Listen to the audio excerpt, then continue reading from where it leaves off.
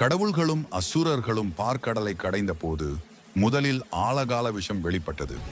அந்த விஷத்தின் வெப்பத்தை தாங்க முடியாமல் அனைவரும் சிவபெருமானிடம் சரணடைந்தனர். உலகை காக்க வேண்டி சிவபெருமான் அந்த ஆழகால விஷத்தை அருந்தி தன் கண்டத்தில் கழுத்தில் அடக்கினார். இதனால் அவர் திருநீல கண்டன் என்று அழைக்கப்பட்டார். அவர் விஷம் அருந்திய அந்த நேரம் திரையோதசி திதியில் 13வது திதி மாலை வேளை, அதாவது பிரதோஷ காலமாகும்.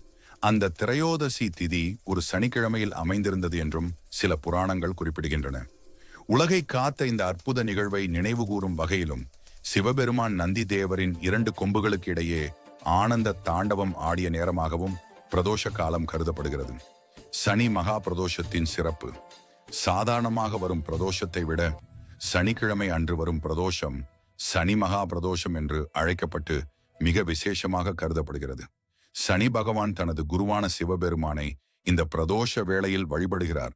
இந்த நாளில் சிவபெருமானை வழிபட்டால் சனி பகவானால் ஏற்படக்கூடிய 7.5 சனி, அஷ்டம சனி, அர்த்தாஷ்டம சனி போன்ற சனி தோஷங்களின் தாக்கம் குறையும்